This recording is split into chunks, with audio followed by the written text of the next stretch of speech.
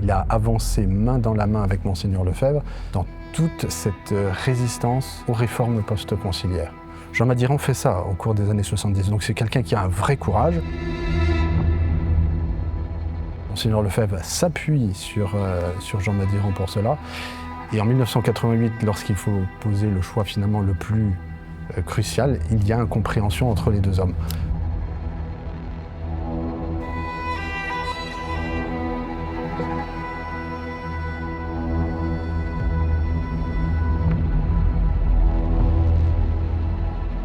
Moi, à l'époque, je n'étais pas capable de porter un jugement. Aujourd'hui,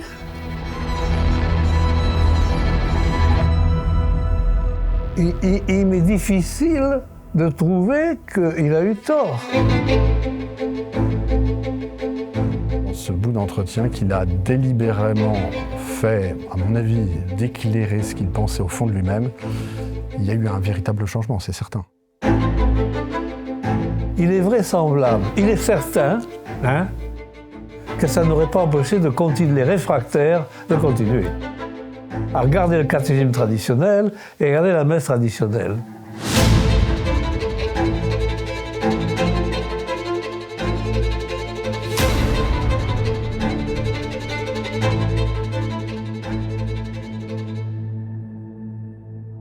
C'est Monseigneur Lefebvre qui est le plus connu aujourd'hui dans toute sa résistance aux réformes post-conciliaires, mais la personnalité de Jean Madiran, elle est essentielle, c'est-à-dire qu'il a vraiment armé intellectuellement tous les fidèles qui se posaient des questions, ce que Monseigneur Lefebvre appelait les catholiques perplexes. Il a vraiment armé intellectuellement beaucoup de ses contemporains qui étaient déroutés, surtout en langue francophone. Jean Madiran est donc une personnalité qui s'engage dans le combat politique après-guerre. Il est un grand défenseur de la chrétienté, de la cité catholique. Et à partir du Concile, il se spécialise vraiment dans tous les débats religieux catholiques. Il crée une revue qui s'appelle Itinéraire, qui est fondée en 1956 et qui fonctionne pendant une quarantaine d'années. Donc pendant 40 ans, Jean Madiran va armer intellectuellement tous ces catholiques perplexes face aux nouveautés qui ont lieu dans l'Église. Itinéraire est une revue qui est essentielle pour les personnes de cette époque-là. Il faut bien s'imaginer qu'à l'époque, il n'y a pas YouTube, il n'y a pas les sites de telle institution, il n'y a pas les contemporains n'ont connaissance des grands débats religieux qu'à travers ce type de revue. C'est vraiment la presse de l'époque qui est essentielle. Itinéraire, c'est aussi de particulier, c'est que c'est une revue vraiment intellectuelle qui, une dizaine de numéros par an, qui va vraiment analyser tous les textes les grands textes qui sont fournis après le Concile. Jean Madiran va faire aussi intervenir un grand nombre de personnalités religieuses de premier plan, le père Calmel, l'abbé du Lac, le père Guérard de Laurier, interviennent dans Itinéraire. Donc c'est vraiment une personnalité incontournable dans la construction de la pensée des fidèles catholiques francophones de cette époque. Et il a avancé main dans la main avec Monseigneur Lefebvre dans toute cette résistance aux réformes post-conciliaires. Dans les débuts des cônes, Jean Madiran est même présent physiquement, intellectuellement, auprès des premiers séminaristes de la Fraternité Saint-Pédis. Il intervient, il donne des conférences en doctrine sociale de l'Église pour les jeunes séminaristes. Lorsque Monseigneur Lefebvre fait sa fameuse déclaration de 1974, nous adhérons de tout notre cœur, de toute notre âme à la Rome catholique, il y a des débats qui se font parmi les séminaristes de la Fraternité Saint-Pédis. Monseigneur Lefebvre s'en rend compte, il se trouve que Jean Madiran est à icône à ce moment-là, et c'est Jean Madiran qui explique aux séminaristes comment il faut interpréter cette déclaration qui est un petit peu le début des ennuis avec Rome. Donc il est vraiment une personnalité phare donc, de tout ce combat post-conciliaire auprès de Monseigneur Lefebvre. Et effectivement, il va y avoir une petite incompréhension en 1988, donc 18 ans après la fondation de la Fraternité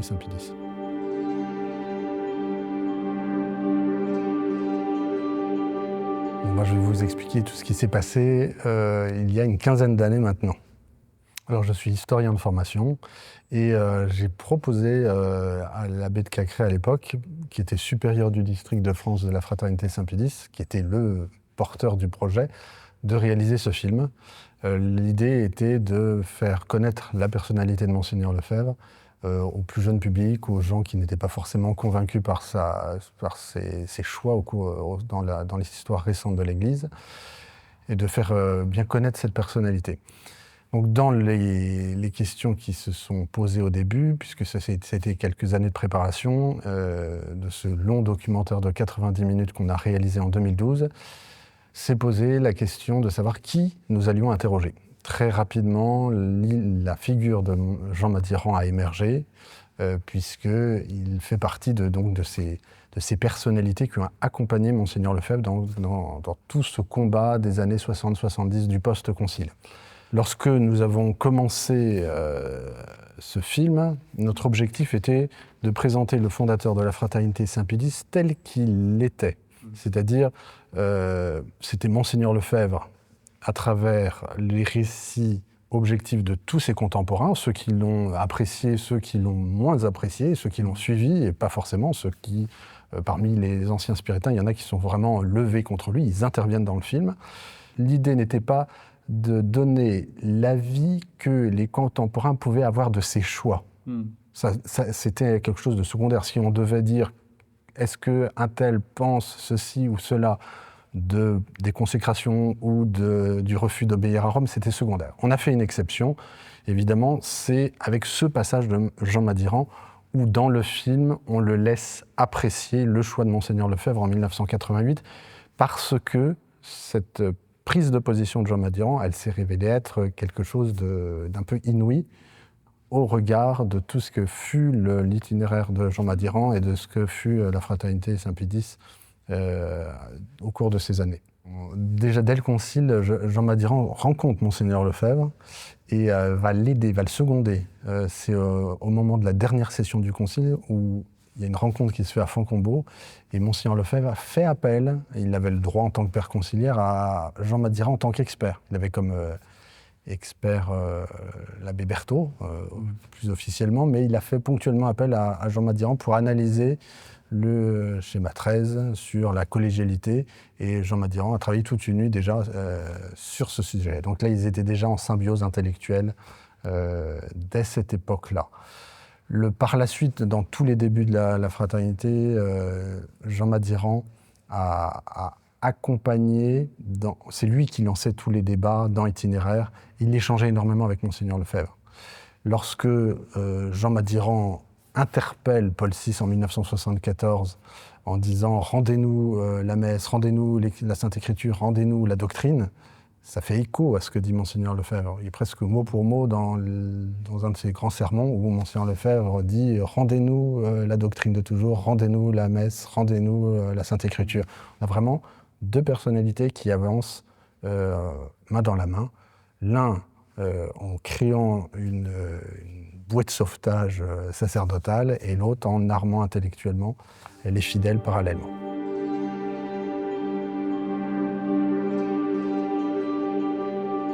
Pourquoi est-ce que Jean Madiran n'a pas suivi Monseigneur Lefebvre en 88 ? Il a peut-être surestimé les dégâts qui ont existé dans les familles du fait de la séparation de 1988. C'est vrai que des choix différents ont été posés. Certains ont voulu suivre Monseigneur Lefebvre au risque des condamnations, d'autres ont refusé de suivre Monseigneur Lefebvre pour éviter les condamnations, et ça a créé des dégâts dans les familles. Sans doute, Jean Madiran a-t-il eu une crainte que ces disputes portent atteinte au combat traditionnaliste, et c'est la raison pour laquelle, sans doute, a-t-il voulu se mettre en retrait. Lui-même a utilisé cette expression, il a dit qu'il ne voulait pas prendre position. Il ne fait pas effectivement partie de ceux qui ont voulu expliquer dans tous les journaux ou sur toutes les antennes de radio que Monseigneur Lefebvre avait tort. Il ne l'a pas fait. Pour autant, il n'a pas non plus dit il faut suivre absolument corps et âme Monseigneur Lefebvre. Pour autant, Jean Madiran fait partie des gens qui, au cours des années 70, au moment notamment de l'été chaud de 76, ont fait partie de ces figures qui ont été très vigoureuses dans leur pensée. C'est-à-dire que la plume de Jean Madiran, elle était quand même assez tranchée. Il fait partie de ceux qui pointaient du doigt les évêques de France, sans grand ménagement. Monseigneur Lefebvre était beaucoup plus prudent en soi. Il incarne un petit peu ce qu'a pu incarner Louis Veuillot au cours du XIXe siècle. C'est-à-dire que c'était un journaliste, un petit peu polémiste, qui osait pointer du doigt les évêques qui ne faisaient pas forcément bonne œuvre au sein de l'Église. Jean Madiran fait ça au cours des années 70. Donc c'est quelqu'un qui a un vrai courage. Monseigneur Lefebvre s'appuie sur Jean Madiran pour cela. Et en 1988, lorsqu'il faut poser le choix finalement le plus crucial, il y a incompréhension entre les deux hommes. Est-ce que Jean Madiran a imaginé toutes les conséquences de ses choix ? Seul Dieu sait ce qu'il a pu penser. À l'évidence, il y a une rupture entre les deux hommes en 1988. Il y a une blessure réciproque qui ne se fait pas forcément à l'initiative de l'un ou de l'autre. Ce sont presque finalement les fidèles qui la font eux-mêmes. Beaucoup de ces fidèles traditionnalistes se désabonnent d'itinéraire. La revue elle coule à partir de 1988, elle disparaît en 1996, ça affecte énormément Jean Madiran. Du côté de Monseigneur Lefebvre, c'est évident qu'il y a une blessure aussi. Ils ont vraiment marché main dans la main pendant les années 70-80. Monseigneur Lefebvre retire, à partir de l'année suivante, les prêtres du pèlerinage de Chartres, qui est quand même cet univers auquel Jean Madiran appartient. C'est le centre Charlier, Bernard Anthony, c'est l'entourage proche de Jean Madiran. Donc il y a véritablement une incompréhension entre les deux hommes, et il n'y a plus d'explication visiblement jusqu'au décès de Monseigneur Lefebvre en 91, 3 ans plus tard.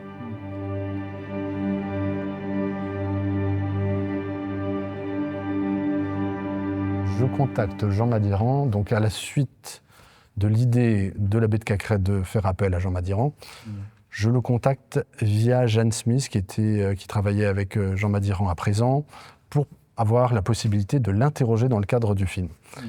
Au début, au téléphone, il m'a répondu que ça ne l'intéressait pas du tout, qu'il n'avait jamais reçu les télévisions, il voulait passer à autre chose et que ça ne l'intéressait pas et que je n'aurais pas gain de cause. Je me suis quand même permis de lui dire « je tente toujours de vous écrire » et il m'a dit « tentez toujours ». Et puis finalement, moi je ne l'attendais pas, mais il m'a envoyé une lettre me disant « j'ai bien reçu votre demande, ma réponse est oui » en majuscule, souligné. Me donnant son adresse, on n'habitait pas très loin de l'un de l'autre en plus, donc ça facilitait les échanges.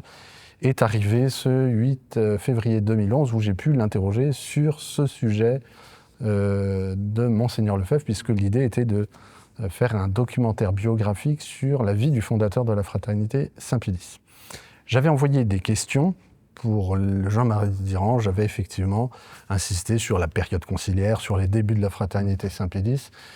Et il m'a répondu en me disant qu'il allait voir mes questions et qu'il allait étudier pour voir si ça lui allait. Et puis le jour J, quand on est arrivé, il m'a dit gentiment « Écoutez, j'ai bien lu vos questions, mais ça ne va pas du tout. J'ai les miennes, donc voici les questions que vous allez poser, toc, toc, toc. » Le jour J, donc on arrive avec le caméraman chez lui, et puis il y avait les besoins de la caméra, il fallait mettre des spots, on a commencé à bouger tout son salon. Jean Madiran, c'est quand même un personnage à l'époque de 91 ans, donc c'était pas évident de tout bousculer chez lui. Les besoins de la technique voulaient qu'on modifie un peu tout l'ordonnancement de son salon. Et lui était très très aimable, très rigolant, l'œil riant, et puis il était derrière une grande table de chêne, et puis il pose ses mains et dit « Bon, posez-moi vos questions ». Au cours de l'entretien, je sentais qu'il voulait attirer les questions sur les consécrations épiscopales de 1988, sur cette question en particulier. Moi, j'essayais de me retirer à chaque fois, de revenir sur le concile, parce que je savais que le sujet était un peu miné. J'avais néanmoins une question qui m'intéressait, qui était un petit peu taquine, c'était de lui poser la question « Pourquoi est-ce que vous avez incité, secondé Monseigneur Lefebvre à à désobéir à Rome en 1976, à poursuivre la fraternité Saint-Pédis malgré son interdiction canonique, à poursuivre l'apostolat de la fraternité Saint-Pédis malgré la suspense à Divinis, pour lui montrer finalement qu'en soi il n'était pas contre toute forme de désobéissance. Et je faisais le comparatif évidemment avec 1988 où là il n'a pas poursuivi, où il n'a pas suivi Monseigneur Lefebvre. Et c'est là où il m'a dit, mais en fait, on est d'un autre ordre. Pour lui, 1988, c'était quelque chose de plus important, un degré plus élevé dans la désobéissance. Et c'est là qu'il a fait cette sortie où il revenait sur son jugement de l'époque.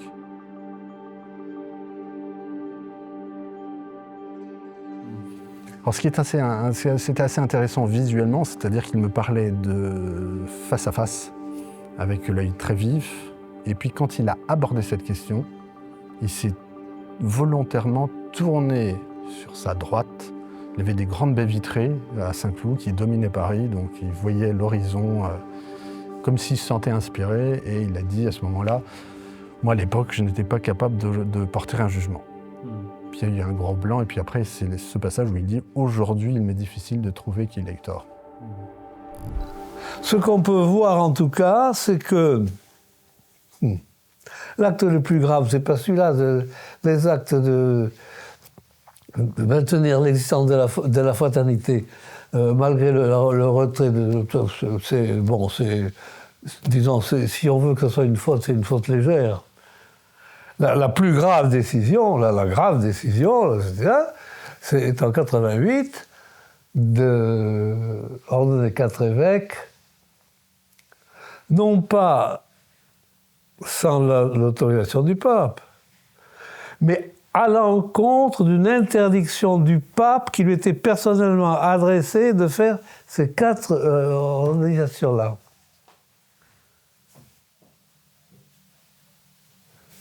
Moi, à l'époque, je n'étais pas capable de porter un jugement. Aujourd'hui, il m'est difficile de trouver qu'il a eu tort. Quand on voit la régularisation qui a été faite... Alors, l'excommunication était automatique. L'attestancier, dans un tel acte, c'est dans le droit canon, même si on ne le dit pas, il y a l'excommunication. Bien. L'excommunication a été levée par Benoît XVI. Et nous voyons que si la fraternité Saint-Pédis existe encore aujourd'hui, c'est parce que Monseigneur Lefebvre lui a donné 4 évêques. Ce qui fait qu'elle a le poids qu'elle a, qu'elle est un interlocuteur, qu'elle est prise par le pape comme un interlocuteur, c'est parce qu'il y a des évêques. S'il n'y avait pas eu cette ordination de 4 évêques, il est vraisemblable, il est certain, que ça n'aurait pas empêché les réfractaires de continuer. À être réfractaire à l'égard de la nouvelle messe, à regarder le catéchisme traditionnel et à regarder la messe traditionnelle. Mais la libération de la messe serait venue beaucoup moins vite. Très probablement. Serait venue beaucoup moins vite. Ça aurait été beaucoup plus restreint. Dans l'Église, être des évêques, ça compte. Et donc, là, le fondateur avait bien fait, en tout cas, il avait fait une fondation durable et assuré les conditions pour que son œuvre dure. Ça... Et donc, c'est pour ça que je dis, à l'époque, j'ai refusé de porter un jugement. Aujourd'hui, je peux dire, mais enfin, ça, c'est pas moi que je suis intéressant dans votre affaire, c'est Monseigneur Lefebvre. Mais aujourd'hui, je pense qu'il est difficile de trouver qu'il ait eu tort à 100%, ou même à 50%. Alors, est-ce que Jean Madiran a véritablement changé de position en 1988 ? Tout dépend de ce qu'il pensait au fond de lui-même. Toujours est-il que sa position publique n'était plus la même à partir de 2011. Dans cet entretien, dans ce bout d'entretien qu'il a délibérément fait, à mon avis, dans l'objectif, dans le but d'éclairer ce qu'il pensait au fond de lui-même, il y a eu un véritable changement, c'est certain. C'est-à-dire que jusque-là, il disait qu'il ne prenait pas position. Là, il disait clairement que les sacres épiscopaux sans mandat étaient fondés. D'ailleurs, Jean Madiran ne parle pas de sacres épiscopaux uniquement sans mandat, mais il le dit clairement, il dit que c'était des sacres épiscopaux à l'encontre d'une interdiction faite par le souverain pontife. Jean Madiran insiste donc sur le fait que les excommunications étaient levées, que la fraternité Saint-Pédis a pu prospérer, parce que, et c'est sans doute la raison de son changement de ton plusieurs années plus tard, c'est qu'il a vu les faits. Il a vu les faits, et il a vu que la fraternité Saint-Pédis ne s'était pas coupée de Rome, que la fraternité Saint-Pédis avait continué ses relations avec Rome. Il a vu que un certain nombre de cardinaux disaient qu'il n'y avait pas schisme, et il n'a fait que constater les faits pour se rendre compte et pour l'avouer, ce qui était assez courageux pour lui puisqu'il avait 91 ans, pour avouer finalement que la fraternité Saint-Pédis, son supérieur, son fondateur, avait eu raison de poser cet acte courageux. Peut-on reprocher à Jean Madiran d'avoir pensé en 1988 de ne pas avoir suivi Monseigneur Lefebvre? Peut-être a-t-il eu des craintes réelles et finalement les lumières éclairent telle ou telle personne. Je pense qu'en 1988, devant l'âpreté des questions, des débats, des combats intrafamiliaux, beaucoup ont peut-être caricaturé les craintes, c'est-à-dire qu'un certain nombre se sont dit ceux qui suivent Monseigneur Lefebvre vont clairement devenir sédévacantistes ou perdre de vue de Rome, et puis les années ont passé et ce n'est pas ce qui s'est passé. Et Jean Madiran a l'honnêteté de le reconnaître quelques années plus tard. Cet extrait de Jean Madiran qui figure dans le film sur Monseigneur Lefebvre, on ne pouvait pas le mettre en entier pour des raisons pratiques. C'est 90 minutes, on interrogeait, il y a une trentaine de personnes qui finalement étaient retenues pour intervenir dans ce film, et donc on ne pouvait mettre que quelques secondes par personne. Quelques personnes, un religieux et un historien, ont dit qu'il aurait fallu certainement avoir l'extrait en entier pour bien juger de la pensée de Jean Madiran. Mais en réalité, tout l'extrait ne fait que confirmer sa pensée, voire même l'accentue, puisque dans ce passage, il imagine même la situation si la fraternité Saint-Pédis n'avait pas consacré 4 évêques. Et là, il dit très clairement, la situation aurait été beaucoup plus restreinte, ça aurait été beaucoup plus lent pour la messe traditionnelle d'être agréée. Il prévoit tous les cas de figure, et alors même évidemment, on va dire ça avec des si on met Paris en bouteille, mais Jean Madiran avait conscience que si cet acte n'avait pas été posé, la situation aurait été plus catastrophique qu'elle ne l'a finalement été.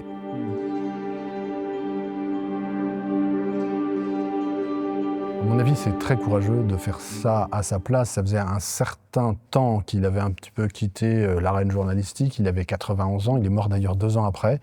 Et de poser un tel acte, de convoquer finalement les caméras chez lui, il y a vraiment un certain courage. Au tout début, moi je me suis dit, quand il a fait cette déclaration qui était un peu inattendue pendant l'entretien, je me suis dit, sa femme qui était juste derrière va bondir en lui disant, mais tu dérives, etc. Non, c'était vraiment prémédité, ils avaient dû en parler. Je pense que c'est lui-même qui s'est dit en conscience, il faut que je réaborde ce sujet pour rééclairer les gens après coup. Il a vu les effets de ces consécrations sur le traditionnalisme en France, sur ce que ça a pu générer comme conséquence sur les communautés régularisées, tout ce que ça a eu de positif sur la libération de la messe, il l'a vu très manifestement. Et donc il fait cet acte courageux de reconnaître les faits, de revenir sur cet acte de 88 qu'il n'a pas condamné, mais effectivement comme il le disait, pour lequel il n'a pas voulu prendre parti à l'époque. C'est ce qu'il disait en 1988. Il disait qu'il n'avait pas à juger, ça c'est ce qui est positif, il n'avait pas à juger l'acte de conscience d'un archevêque. Effectivement, le sacre de 88, c'est l'acte d'un archevêque face à Dieu, en conscience, qu'est-ce que je fais de mon épiscopat? Et en cela, Jean Madiran, il a l'honnêteté de dire c'est quelque chose qui me dépasse totalement, parce que parfois, on va dire, Marcel Lefebvre ne devrait pas faire ceci, faire cela, mais bon, qui êtes-vous? Est-ce que vous êtes dans sa conscience? Le droit canon prévoit de passer outre certaines lois si le sujet, en conscience devant Dieu, considère qu'il y a vraiment un besoin urgent dans l'Église de poser cet acte. Et en cela, Jean Madiran, il ne veut pas condamner Monseigneur Lefebvre en 1988. Malgré la gravité de l'acte, il se dit « mais je ne suis pas dans sa conscience ». Donc, d'une certaine façon, il invite la jeunesse à prendre un peu de recul avant de juger, avant de dégainer de façon un petit peu épidermique. Même Monseigneur Lefebvre, au tout début de la Fraternité Saint-Pie X, les rôles sont peut-être inversés. Monseigneur Lefebvre est prudent. Même avant de la créer sur la nouvelle messe, il ne communique pas aussi vite que certains. Jean Madiran, lui, dans Itinéraire, il a déjà dégainé, il a tranché parce qu'il a eu ces grâces qui sont arrivées à ce moment-là où il a été visionnaire, il a eu cette lucidité de voir ce que donnerait, quels seraient les fruits de ces réformes post-conciliaires. En 1988, on est dans les situations sont inversées. Jean Madiran ne se croit pas en mesure de poser un jugement et il a le courage de le faire au soir de sa vie. À 2 ans de sa mort, il reconnaît les fruits, il reconnaît les faits, il reconnaît les conséquences bénéfiques de ces consécrations de 1988. La position de Jean Madiran sur les sacres, elle est prudente, c'est le moins qu'on puisse dire, mais a posteriori, elle est courageuse. C'est-à-dire qu'il reconnaît le bien fondé de ce qui a été posé. Il ne reste pas enfermé dans une idéologie, même si un peu d'amour-propre a pu être versé de part et d'autre, qu'il y a des contingences amicales qui ont pu être écornées à ces occasions. Une personne qui découvrirait cette période de l'Église, on ne peut que l'inviter à s'instruire, à découvrir, à lire. C'est ce que faisait précisément Jean Madiran. C'est vraiment un grand intellectuel qui analysait bien, qui avait le sens de la formule. Et ce sont des nouveaux Jean Madiran dont on a besoin aujourd'hui. Le 19e siècle a eu Louis Veuillot. Dans ces années 70-80, on a eu Jean Madiran qui avait cette acuité au sein de la crise de l'Église de voir les véritables problèmes. Le danger aussi, c'est aussi de se prendre pour Jean Madiran. Tout le monde n'est pas Jean Madiran. Donc, à chacun de pouvoir analyser et de remplir son devoir là où il est.